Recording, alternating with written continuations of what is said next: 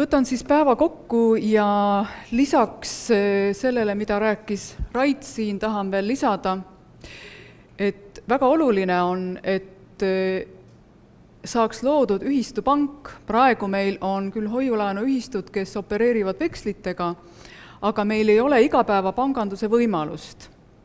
Ja kui me mõtleme, et enamik, 99% ilmselt meist ikkagi kasutab pangateenuseid, me liigutame oma rahasid edasi-tagasi läbi võõrpankade, ühesõnaga kasumitest rääkimata, aga me nagu energeetiliselt kogu aeg anname oma energiat ära kuskile võõrkapitalistide patta nii-öelda, et oleks ülim aeg luua see oma Eesti inimeste pada, rahapada, kus me siis, mille kaudu me teeme oma igapäevaseid toiminguid, et vähemalt see osa jääb meile ja ka energeetiliselt me oleme oma raha peremehed, nii palju kui see võimalik on praegu antud süsteemis. Ja lisaks veel Kodumaa Kapitali hoiulaenuühistu kohta, et nende eesmärk on tõesti luua niisugune ühistupank, mis ei oleks seotud ühegi omavalitsuse ega ärigrupeeringuga. Ehk siis, kui me mõtleme pangandusmaastikku, siis need jõud, kes liigutavad tegelikult neid rahasid, need valitsevad kõike praktiliselt siin ühiskonnas ja luua niisugune nendest grupeeringutest sõltumatu ühistupank on väga oluline meie kodanikuühiskonna tugevnemiseks.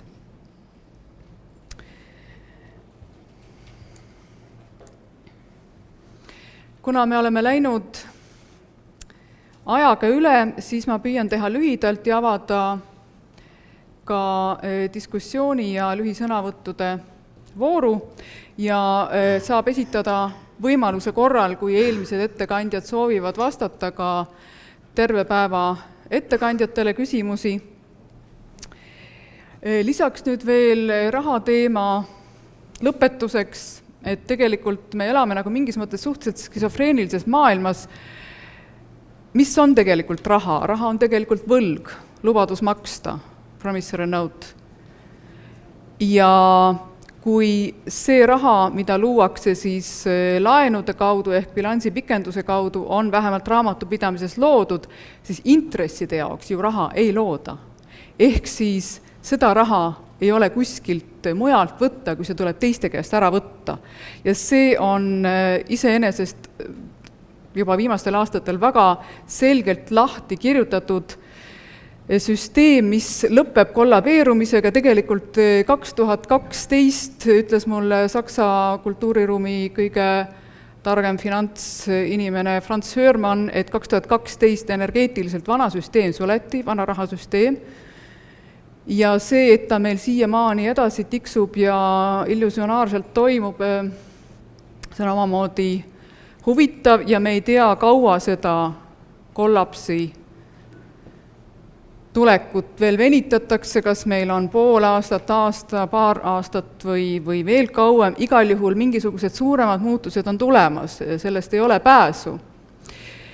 Ja need inimesed, kes loovad praegu eetilist pangandust selle vana süsteemi piires, on need inimesed, kes saavad võtta üle siis rolli uues olukorras, kus on võimalik sisse viia oma raha, mingisugune õiglasematel alustel tuginev väärtuste vahetamise süsteem ja see on ka väga oluline põhjus, miks ma Rait Kontori siia konverentsile kutsusin.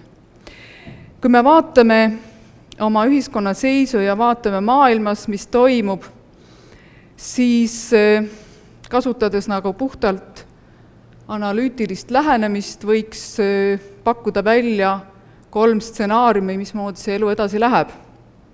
Tuleme kõigepealt Eesti juurde. Kui kõik jätkub nii nagu siiamaani, siis stagneerumine süveneb, võõrandumine süveneb, elanikkonna vaesumine jätkub, elanikkonna väljaränd jätkub. See on siis, kui me lubame sellel kõigel niimoodi jätkuda, nagu see on siiamaani tiksunud, aga nagu on näha, tegelikult viimase poole aasta jooksul väga palju inimesi on otsustanud tulla välja niisugusest tardumusest ja loonud väga erinevaid platvorme. ja üks neist on ka see siin, ütlemaks, et stopp, me ei ole enam nõus sellega. Me ei ole nõus sellega, et meie eest otsustatakse ja meist sõidetakse teerulliga üle.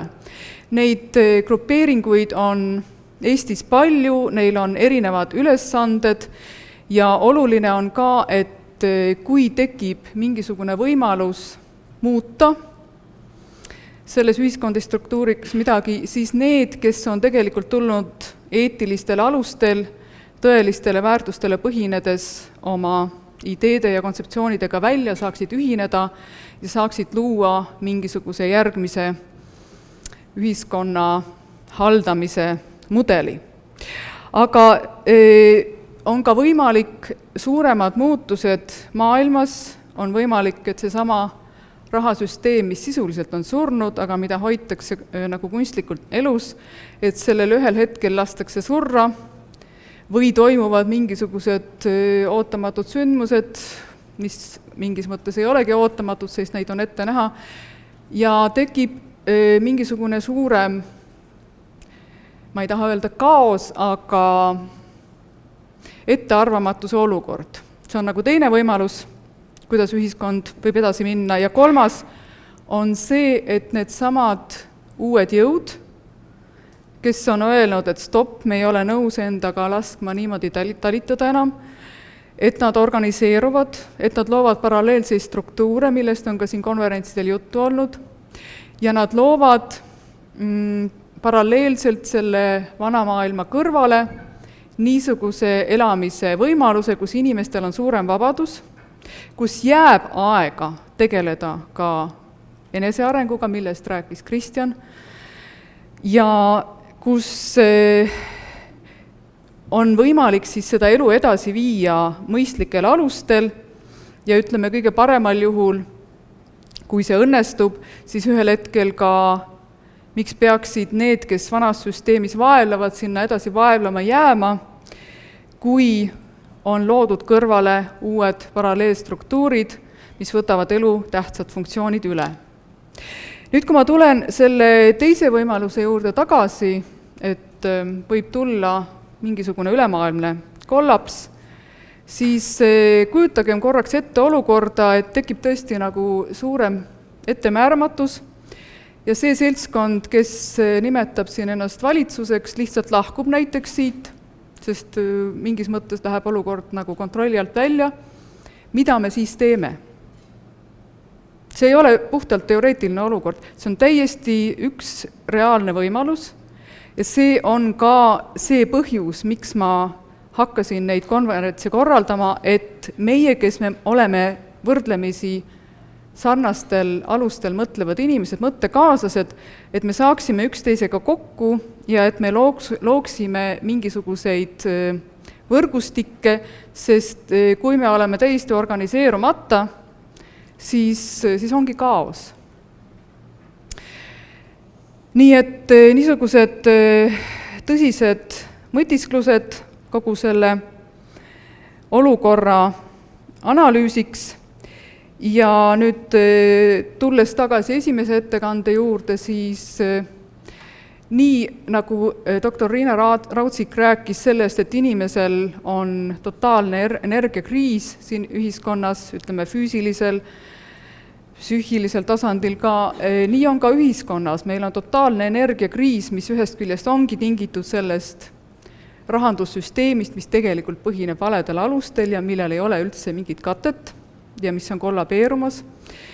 Ja järgmised süsteemid, meditsiinisüsteem, mis mitte ei tee terveks, vaid põhineb haigustel ja haiguste järjest suuremal hullemaks minemisel. Meil on haridussüsteem, mille pärast valutab südant Ülo Vooglaid ja õieti valutab, sest haridus on absoluutselt meie tuleviku tuumpunkt.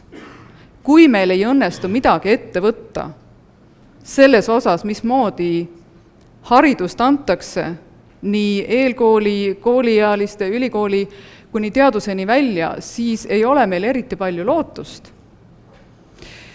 Ja neid süsteeme saab edasigi jätkata, ühesõnaga me oleme situatsioonis, kus selle energiakriisi kõrvaldamiseks tuleb midagi ette võtta. Kuidas seda teha? Nii nagu oli esimese konverentsi moto, et tegelikult meil ei ole muud varianti, kui aru saada sellest, et konkurentsiühiskond on ammendanud oma võimaluse ja kui me tahame ellu jääda ja kui me tahame elu edasi viia, siis meil on vaja minna üle koostööühiskonda ja meil on vaja vastandumisteadusest minna üle koostööteadusse. Kriisi ühiskonnas võib vaadelda erinevate rekursside alt. Ühest küljest võib tunnistada seda, kui suurt kõike hõlmavat probleemi ja alla vanduda, et mis mina ikka teha saan. Või vaadata seda kui võimalust, leida uusi lahendusi, aga selleks on meil vaja vahetada tasandit.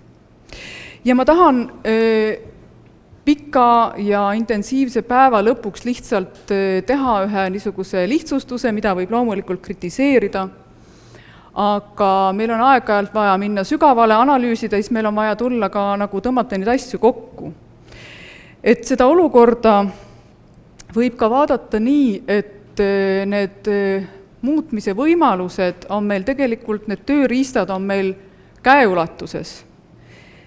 Ja need tööriistad on ühest küljest see teadmine, et maailma muutumine oleneb meie teadvusseisundist. Meil on vaja, et meil on piisav sotsiaalne kompetents ja et meil on väga hea kommunikatsioon omavahel.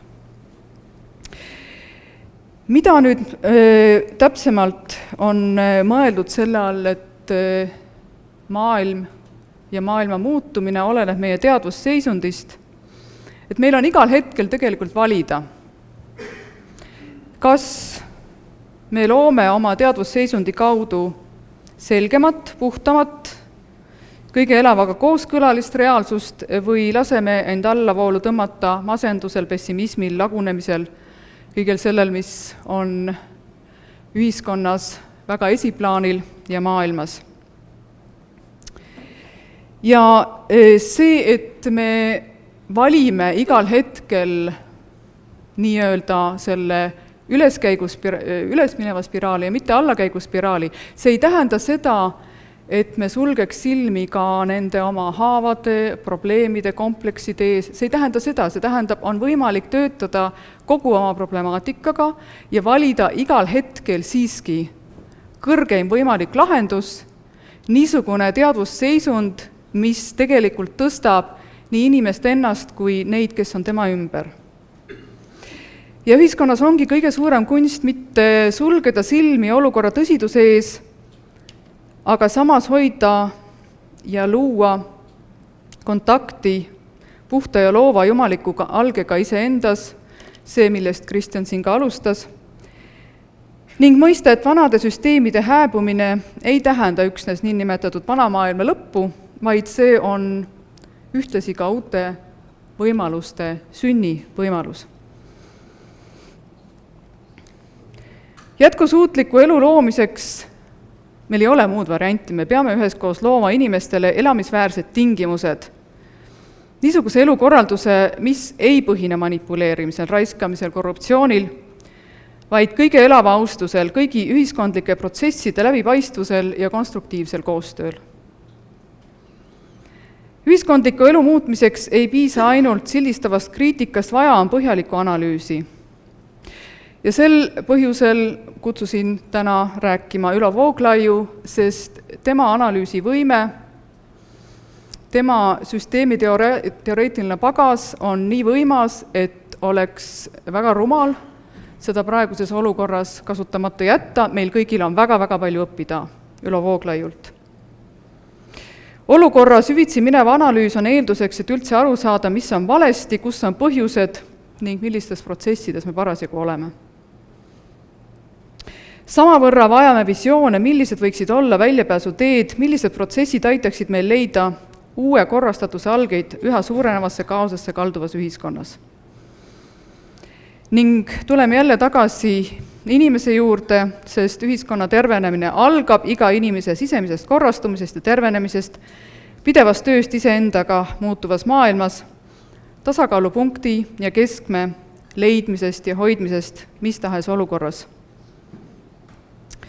Ning kõige suurem praeguse aja väljakutse seisneb tarkuses ületada vastandumist, lõhenemist, killustumist, see, mida püüakse kogu aeg juurde produtseerida. Et luua terviklikku materiaalsust, mis arvestaks kõigi olendite eksisteerimisõiguse ja nende elementaarsete eluvajadustega.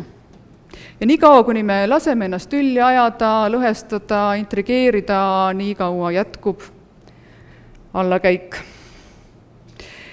Ja niipea, kui suudame selle killustatuse taga aduda ühtset teadvust, et tegelikult me kuulume kõik kokku ja et ei ole võimalik, et keegi on õnnelik kellegi teise kannatuste arvelt. Kui me sellest aru saame suuremas plaanis või kriitilise massi mõttes, siis me saame aru, et see ongi see teaduse nihke koht, kus meil on võimalik kardinaalselt muuta midagi sellest ühisteadvuses, ehk nagu mul kunagi väga selgelt tuli nagu niisugune pilt, et kui me kujutame ette inimkonna ühisteadvust nagu mingi ühise ajusana, et kui me ühendame sünapsid lahti seal, kus on kasumiahnus ja manipuleerimine ja kõik see halb, ning ühendame sünapsid kokku seal, kus on koostööteadvus, vastastikune austus, et siis tegelikult inimesed, kes on sellest aru saanud, see on ju, meil on raske aru saada, et väga suur hulk inimesi ei ole sellest veel aru saanud ja meie ülesanne ongi anda impulsse, et me ükskord teeksime selle ümberlülituse ära. Ja selleks, et me sinna jõuaksime, on tegelikult võtmeküsimuseks see, et kuidas lepitada inimesi ja kuidas juhtida nad koostööle. Sest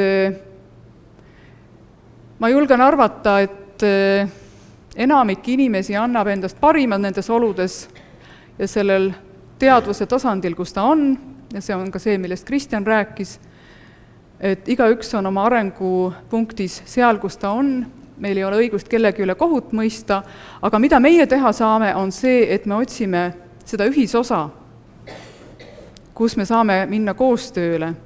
Sest inimlikul pinnal, vaatamata sellest, millised on meie religioossed, maailmavaatelised, mis iganes eelistused, inimlikul pinnal on ju selge see, et kõige olulisem on luua inimestele niisugune keskkond, kus ta saab elada oma elu väärikalt, kus ta saab teostada ennast, kus ta saab panustada ka ühiskonda sellega, mida ta kõige paremini armastab teha. Ja sellest võidavad ju kõik. Ehk siis võtmeküsimus on, kuidas leida üles ja kuidas rakendada seda ühisosa inimesest ja loodusest hooliva ühiskonna loomiseks. Ja need võtmemõisted, millest meil kõige rohkem tegelikult ühiskonnas puudus on, meil ei ole rahast kõige suurem puudus, meil on kõige masendavam puudus sellest hoolivusest, hoitusest ja ka huumorist, sellest, et inimesed tunneks, et neid väärtustatakse selle eest, et nad on need, kes nad on ja mitte positsiooni või raha teenimise hulga pärast.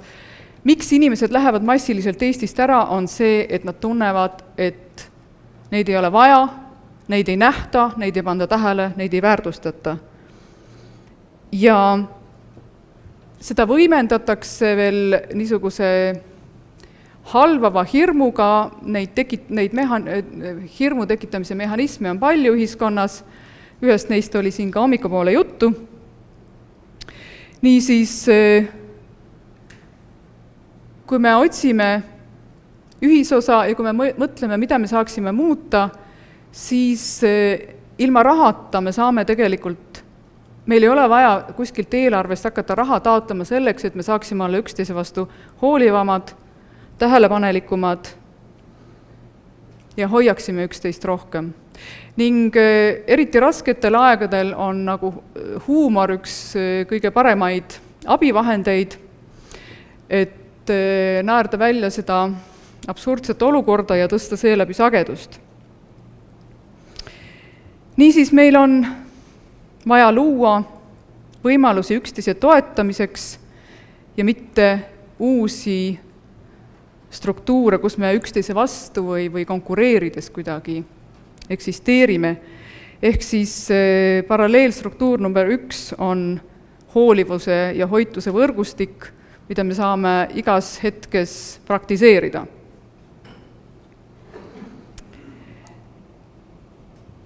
Nüüd on siin toodud veel välja üks slaid esimesel konverentsil, ehk siis me oleme siin rääkinud erinevatest paralleelstruktuuridest, mis juba on loodud ja loomisel ja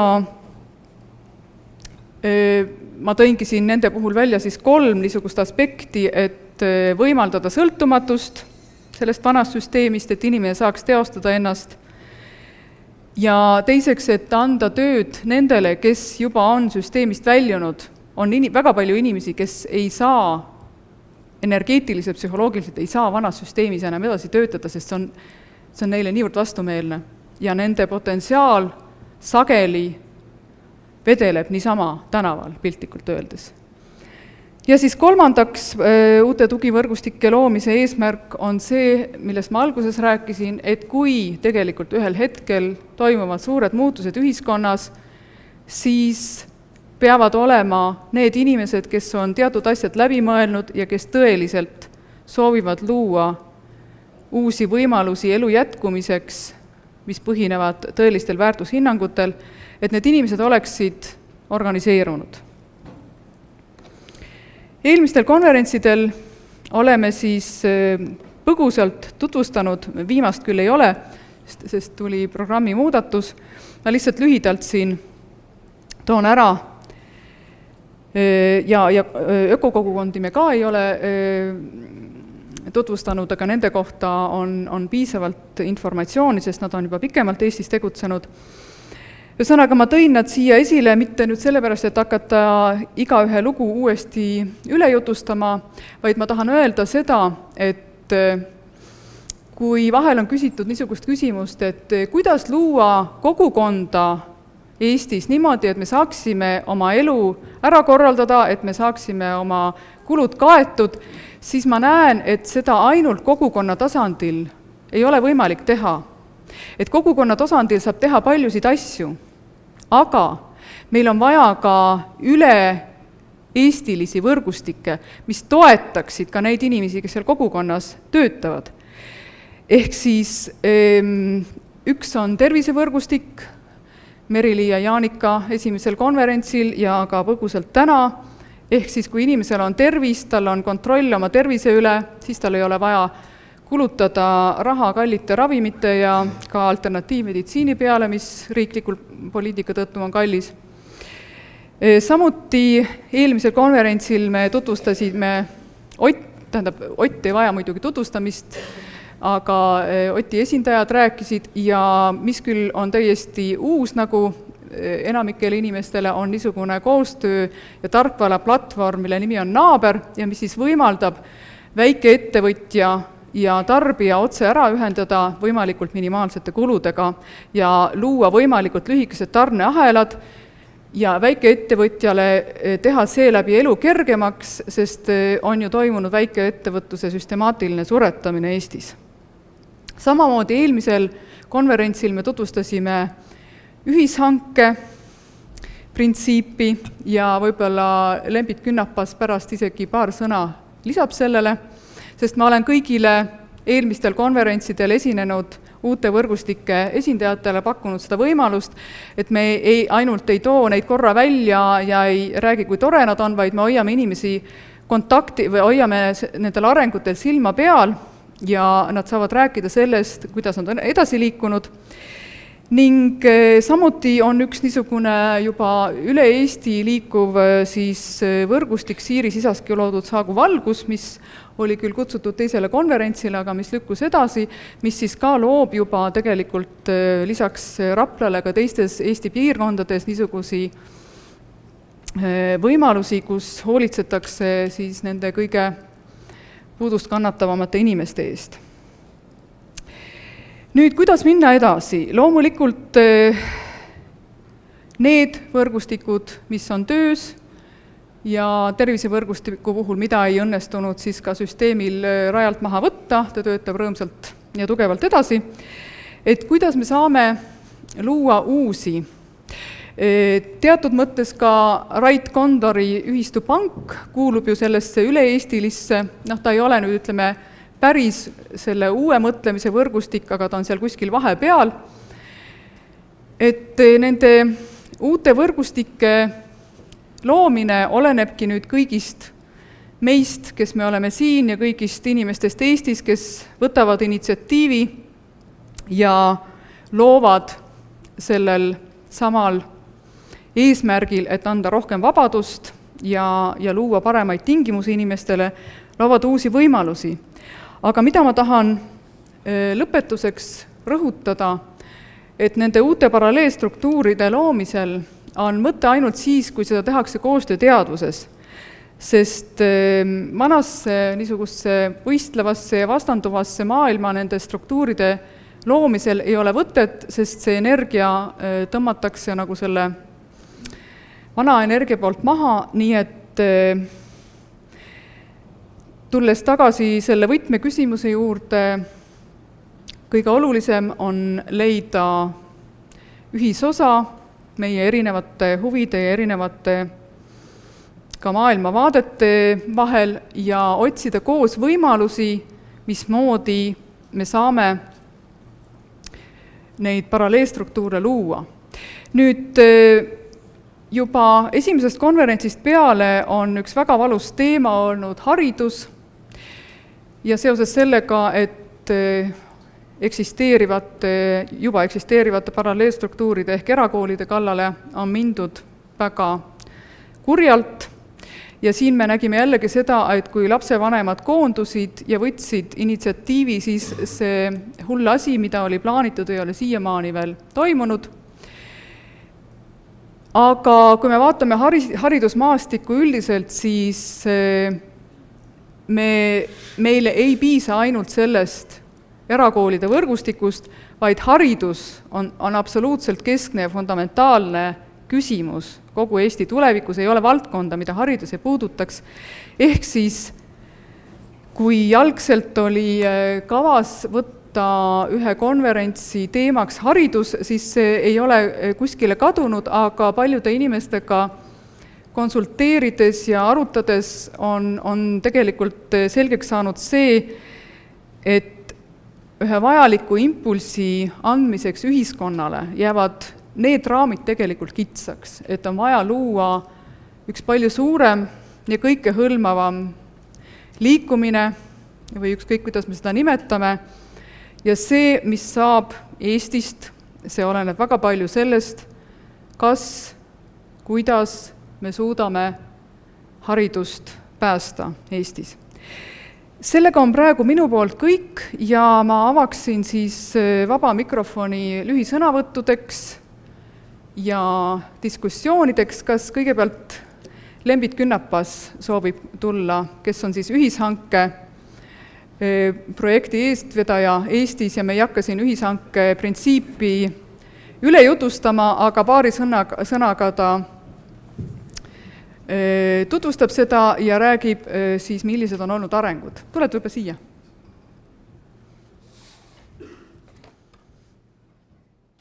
Tervist! Olen Lembit Künnapas. Paljud kindlasti võib-olla mäletavad teist konverentsi, kes kohal olid. Ja tutvustasin teile sellist uut majanduslikku vormi, mida saab praegu, täna ja praegu kohe rakendada just võtmes, mis on uue ühiskonna mudeliga hästi kooskõlas. Ja ma väga pikalt ei räägi sellest ühishankest. Lühidalt ütlen, kes ei ole kuulnud või mis sõnakõlk see ühishange on.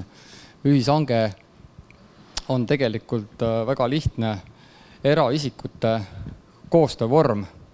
Ühesõnaga, hästi palju on organiseeritud koos ostmine või koos hankimine eluks vajalikule.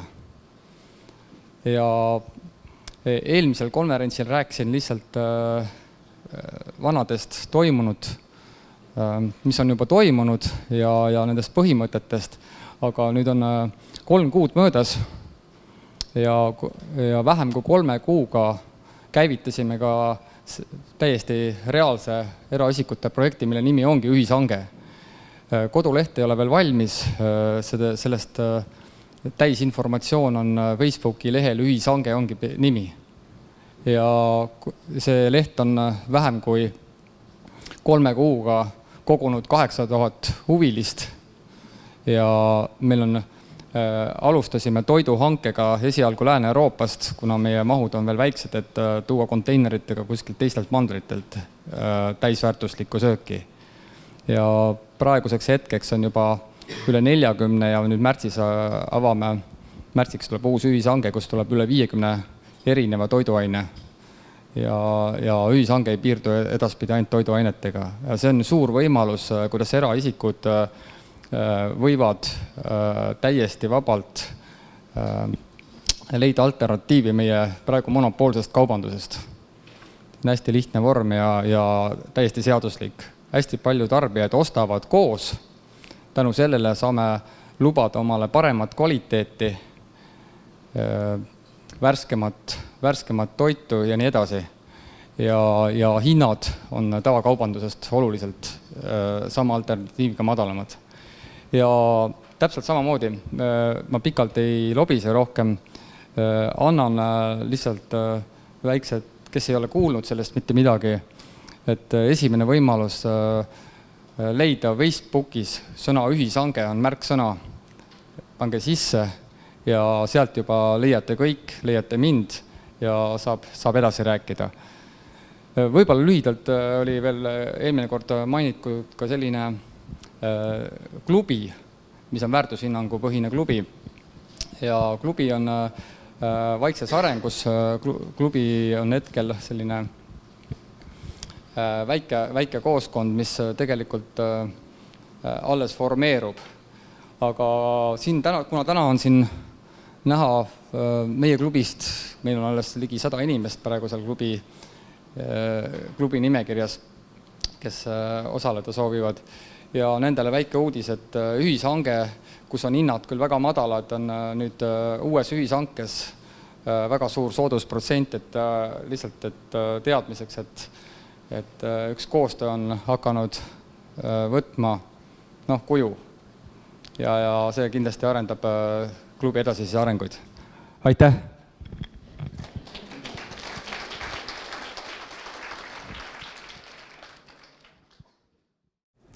Nagu öeldud, siis on võimalik esitada küsimusi ka esimese poole ettekandjatele ja teise poole ettekandjatele.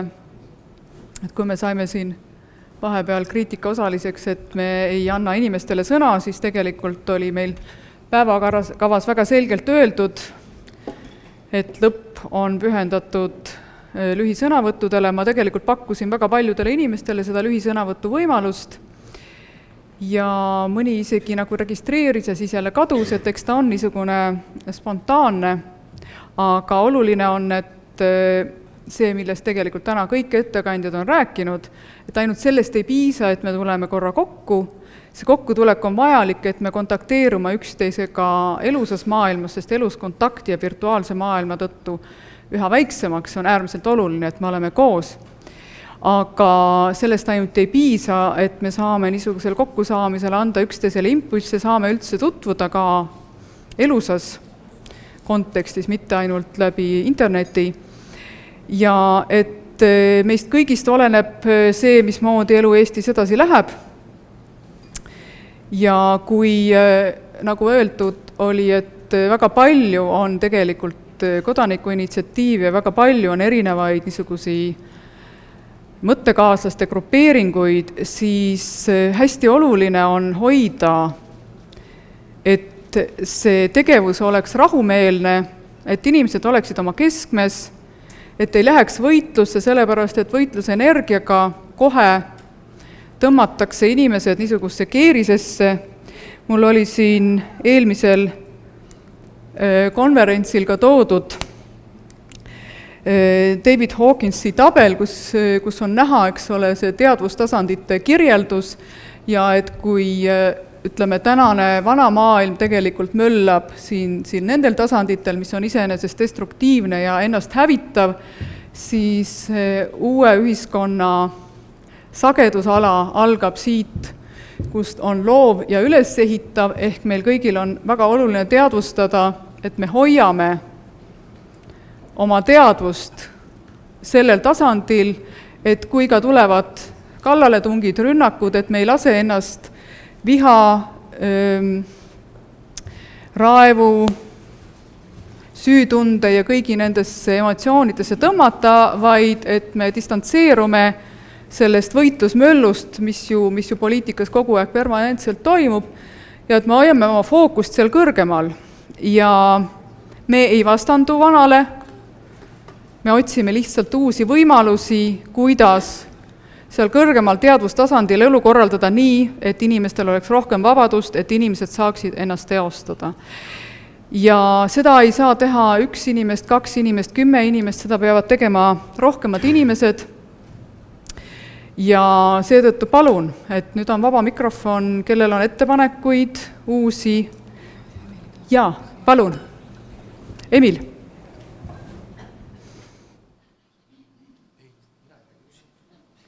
On vaja tuge. Tõelist tuge. Et siin vahepeal oli kuidagi juttu sellest, et ei ole huumorit üldse. Siis kõigepealt ma näen, et inimesed on kõik istunud pikalt, me oleme tervisest rääkinud, aga kõik on ühes asendis selle kramplikult. Korraks ringutame ja just nimelt õlad korraks, pea, käed üles, paneme natuke verd käima, läheb paremaks. Ma räägin ühe naljaloo, mis mulle on äärmiselt meeldunud läbi aegade, kuidas ühte kooli tuleb ateismiõpetaja, uus ateismiõpetaja ja ütleb kõigile lastele, lapsed, mina olen teie uus ateismiõpetaja ja teeme kõigepealt ühe asja selgeks. Jumalat pole olemas. Selle jaoks kõik koos lapsed ütleme selle fraasi kõvasti välja ja näitame keskmist näppu ülesse. Niisiis, lapsed, olete valmis ja palun, Jumalat pole olemas. Kõik teevad seda, ainult üks laps ei tee. See õpetaja küsib ta käest, miks sina ei tee? Te teate, mis, kui seal kedagi üleval ei ole, miks ma pean näppu näitama? Ja kui seal keegi üleval on, milleks häid suhteid rikkuda? Et vaadake, tihti lugu on see, me teeme midagi kaasa mõtlemata. Me lähme kaasa selle mingisuguse virvarriga ja oleme seal sees ja laiutame käsi. Aga meie tänane, miks me täna siia välja tulime, künapas, urraa, ma tean vähemalt 3 inimest, kus sa enne olid, et miks me enne ei hankinud koos asju.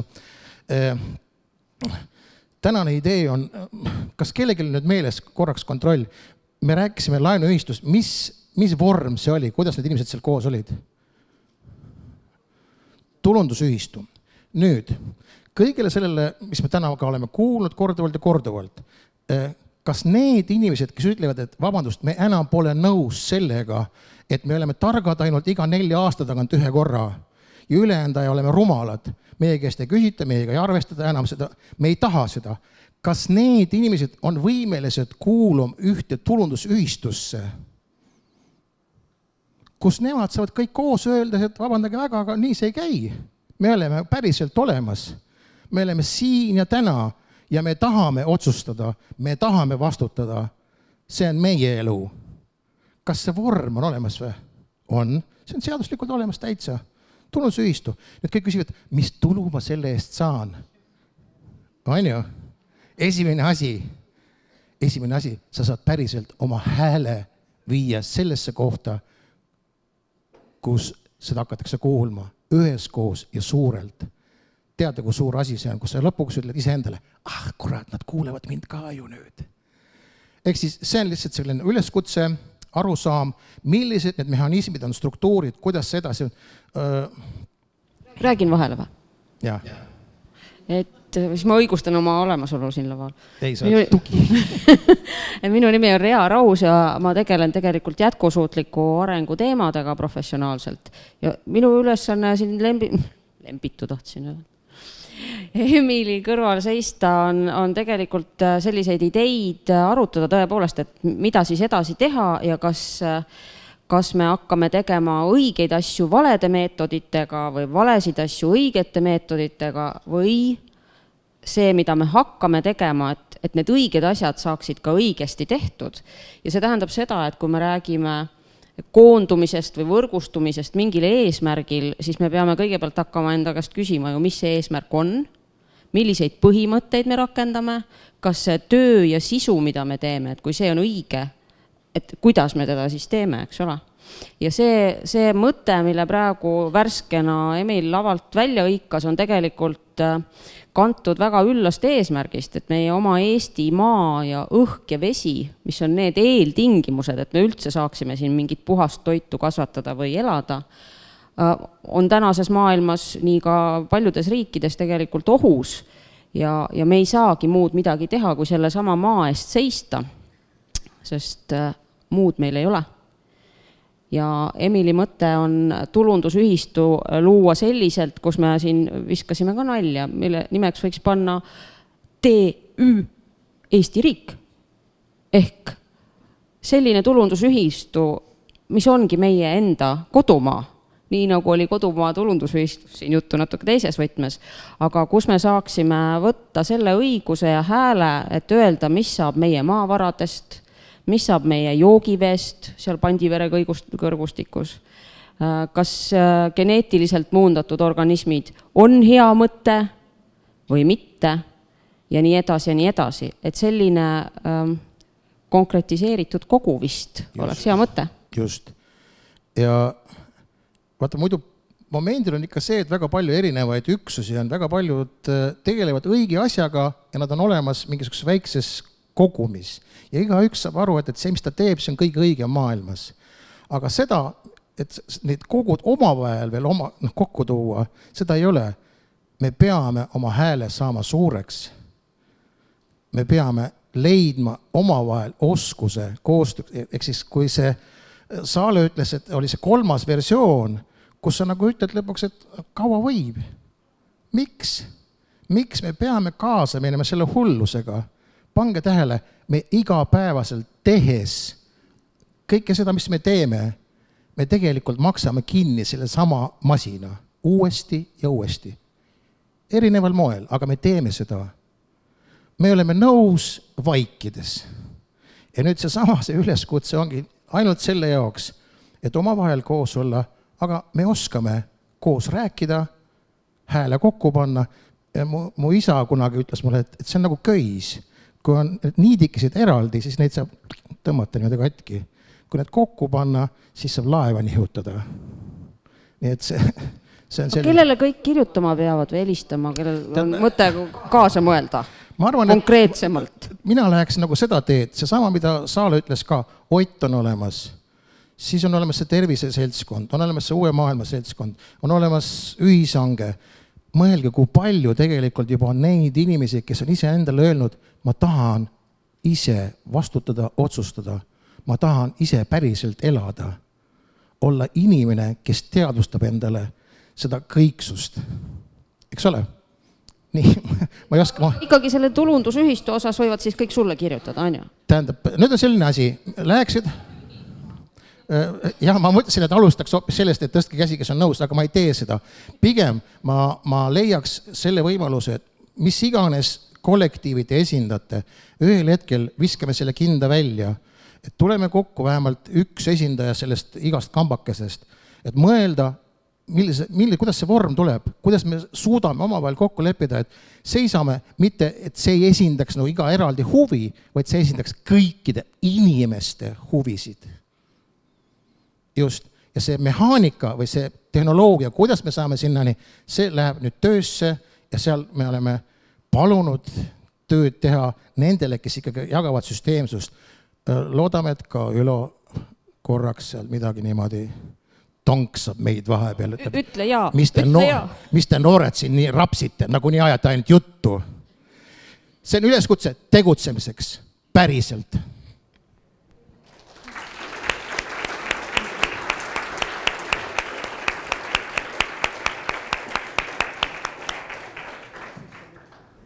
Palun, kes soovib veel sõna võtta? Jaa. palun. Ma ütleks lühidalt selle raha kohta, millest siin juttu oli. Vaat, me ei tohi ära unustada seda raha esialgset funktsiooni ja põhifunktsiooni. Et see on vahend väärtuste vahetamiseks. Raha on eeskätt vahend väärtuste vahetamiseks. See on väga suurepärane leiutis inimkonnal. Aga see, et teda on hakatud kasutama rikkuste kogumise vahendina, see juba ammu, see on ka veel enam-vähem okei. Aga et seejärel muutus raha võlaks ja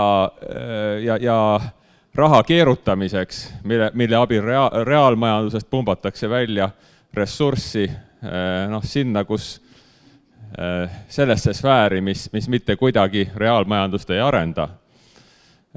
See on tänapäeva suur probleem, jah, ja kuidagi peab raha selle esialgse funktsiooni tagasi saama. Ja need nii-öelda kasvajalikud või parasiitsed funktsioonid minetama. See on tänapäeva küsimus, mitte see, et me peaksime rahast kui sellisest lahti saama. See on suurepärane leiutis tegelikult.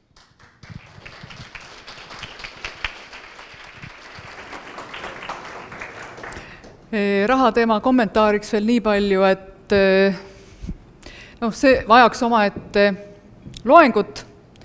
On olemas ka rahavaba ühiskonna kontseptsioon, mida maailmas kõige tuntumalt siis vahendab Michael Tellinger, aga see on kunagi ühe järgmise kokkusaamise teema.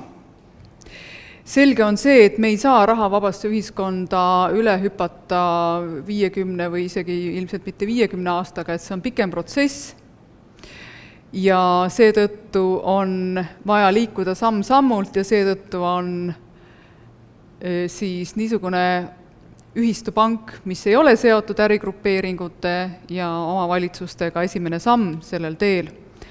Nii et seetõttu ma äärmiselt pean lugu Kodumaa Kapitali hoiulaenu ühistu tegevusest. Aga palun veel, sõnavõttude aeg, küsimuste aeg, kes soovib? Palun. Mõni aeg tagasi oli meil üks hästi põnev töötuba, kus tutvustati väga huvitavaid tehnoloogiaid. Ei ole harjunud mikrofoni rääkima. Tere. Püüan hästi lühidalt rääkida ja kui teil vähegi aega on, vaadake internetis sellist lehte nagu KESSE Foundation ja miks ma praegu siia ette tulin, see oli see, et see tehnoloogiate valik pani mul väga tõsiselt silma särama. Tuleb välja, et ma olen sellega viimased 15 aastat tegelenud. Küll läbi teetseremooniate, Indiast pärit siis Vedade Agnihotra püramiidi rituaali ja ilmselt see mate kuulub sinna hulka. Need vahendid, kuidas nendega ümber on käindud, selgub, et tegelikult see on kõik üks ja see sama.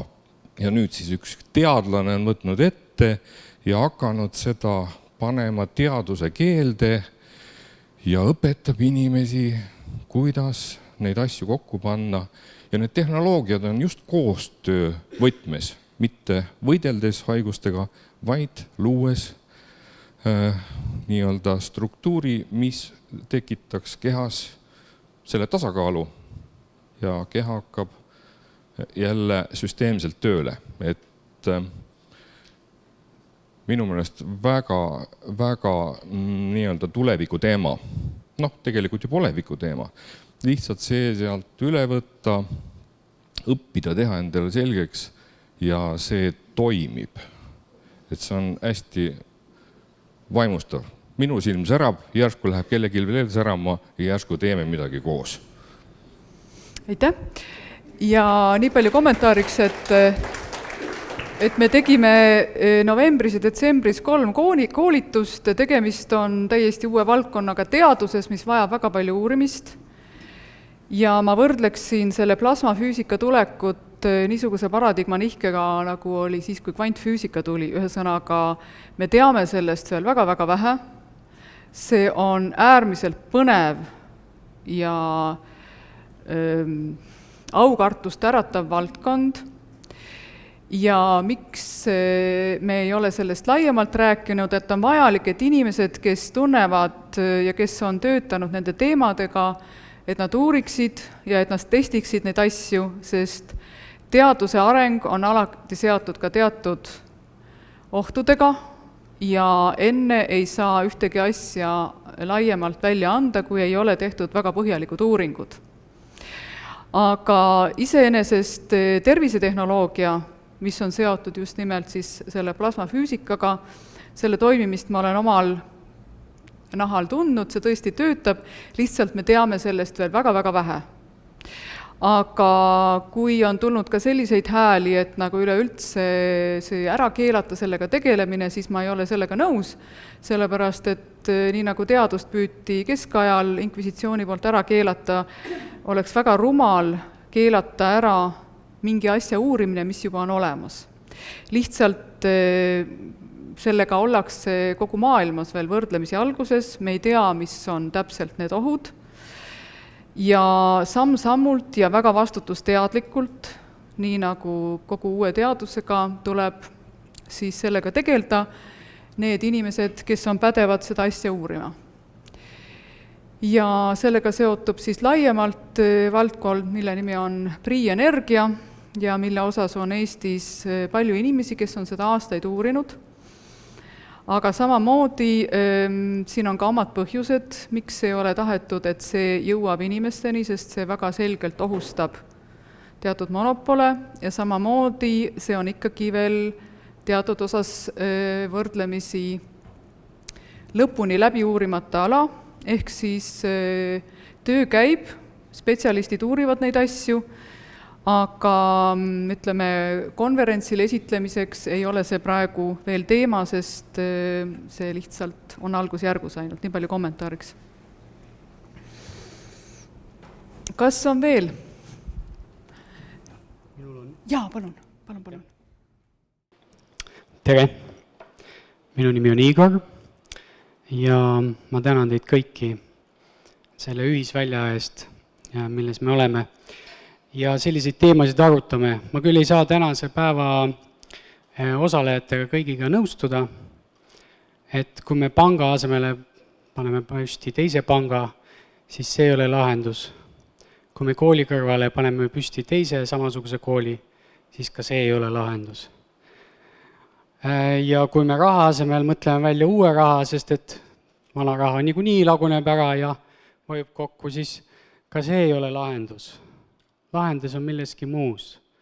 Lahendus on pigem ühenduses maaga ja mitmed inimesed, keda ma siinkandis kohanud olen, on selle kaotanud.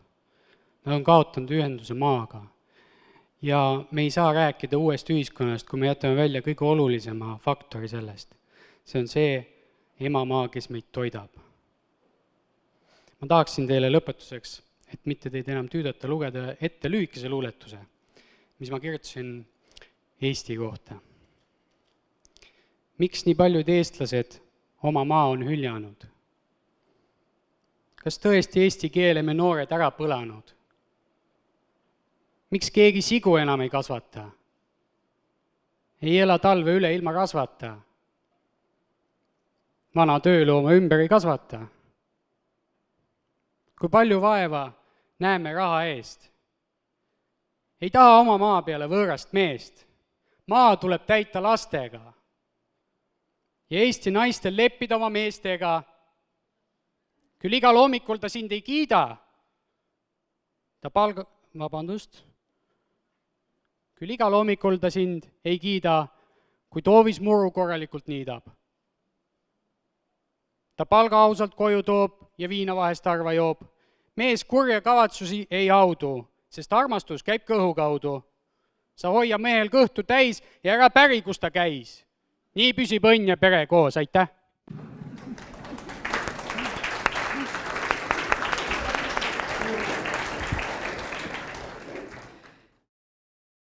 kui põhiseadust täidetaks, siis me siin ei oleks, et siis me elaksime ühte teistsugust elu.